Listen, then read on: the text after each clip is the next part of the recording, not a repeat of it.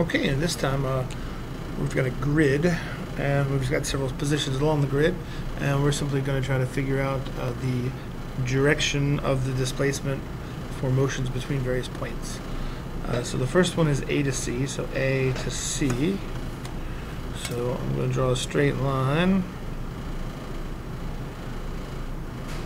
through there. I'm going to take my protractor, I got to turn it upside down, put the center circle there at the dot, measure around to here. I'm going to use the inside scale, 100, 110, 112 degrees.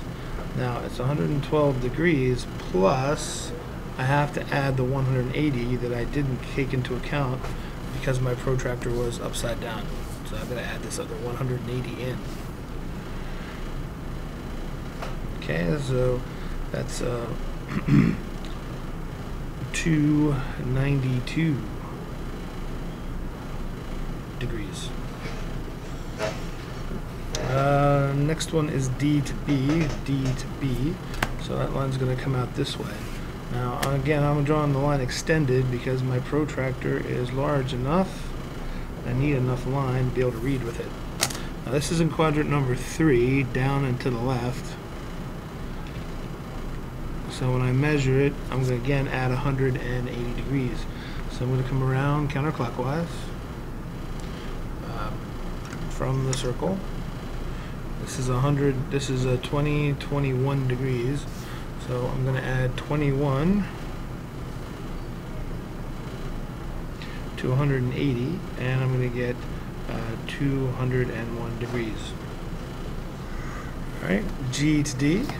Well, G to D is an easy one. That's directly to the left, so that's 180 degrees. Okay, it is G to D, so it's this way to the left.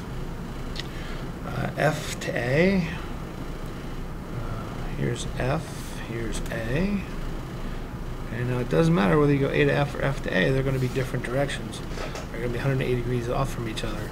So if I'm going F to A, it's going to be in quadrant number 2. I'm going to go counterclockwise on my protractor. Right. This number is 150, it's 155, 156. I don't have to add anything to that one because I didn't flip the protractor over. I'm not in quadrant 3 or 4. F to E, back down into one of the lower 2 quadrants, so I'm going to have to add 180 to it. Flip the protractor over, line it up, coming up to 60, 71. So I have 71 plus 180, that's 251.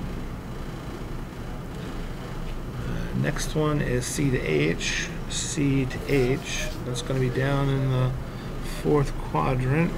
It's not going to be very far off of 0. It's a pretty shallow angle. Coming around to 170, about 174. So I'm about 6 degrees short of 360. So that's going to be 354 degrees. Okay, or 174 plus 180. E to K. E to K is along this line. Flip it on over. 10, about 15 degrees. J to K to F. Now that's an interesting one. It's J to K to F. Now it's asking us for the resultant displacement. The in-between sections don't matter. All that really matters is where did I start? J. Where did I finish? F. Draw a straight line that goes through J and finishes with F. Now you can see we're starting to get lots of lines on this paper. If you had multiple colored pencils or pens, this might be a good time to use them just to make sure you don't get yourself confused between the different lines. J to F looks like I'm going to come around to 160, 164 degrees. That's in quadrant number 2, so I don't need to add anything to it. I to K to B, again, I to K to B, The K part in between doesn't matter. It's from where you started to where you finish. So it's really I to B. A displacement is a straight line vector from where you started to where you finish. Now if they asked us to measure the distance, we'd have to change it, but right now it's displacement. Okay, that's 10, 12 degrees. 10, 1, 2 more is 12 degrees. Now this time again, 12 degrees plus 180 degrees is 192 degrees. Okay, so that's a good practice in measuring different angles. Alright, we wrap up here with can't hold it no more. Goes off the lecture table, takes the pass, and is displaced 10 meters at 170. So one of the things I need to do, it does ask me for a scale. So I'm going to be going 10 of something. So 10 centimeters. I'm going to be going that way. It would work. It would fit within the page. 170 is actually more like this though, so I'm probably better off going like, I'm going to say 1 centimeter equals 2 meters. Alright, I'm going to reduce the scale a little bit.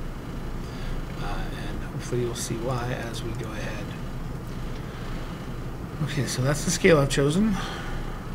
The next step is draw a set of axes. So here's my axes. Again, this is 0 degrees, 90 degrees, 180 degrees, and 270 degrees. And then construct a Veil diagram. Now I'm going to actually start my diagram down here because I know 170 is something close to left. Alright.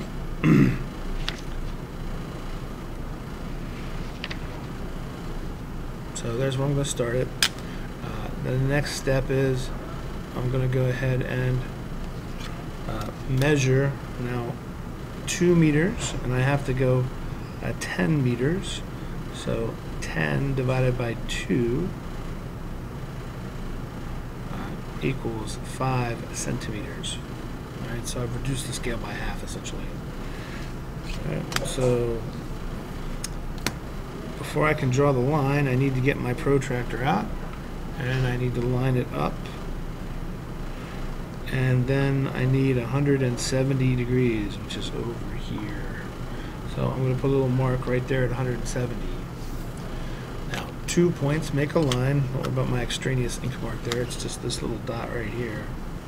So now I take the ruler, line it up along that line that the 2 points make, and I draw a vector that is 5 centimeters long. Okay, notice I didn't reach the dot I used for the protractor. Alright, that doesn't matter. I don't care about this dot. I just needed it as a reference. Alright, so here I am.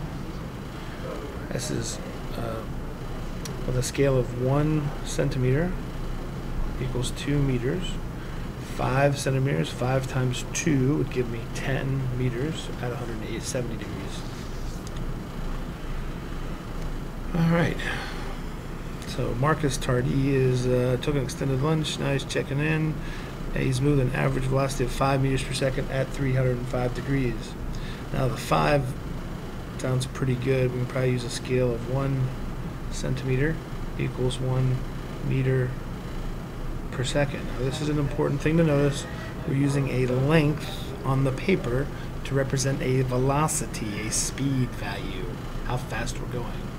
So these vectors can represent many, many different things. They don't have to represent distances. Here they're representing a velocity. Alright, again, I'm going to be going 305 is down in the lower left quadrant, so I'll start with an axis there. 305 means I'm going to be down this way. I'm going to take my protractor, line it up with the axis. 305 would be 55 degrees short of 180. So this is 270, 290, 300. This would be 305 right here.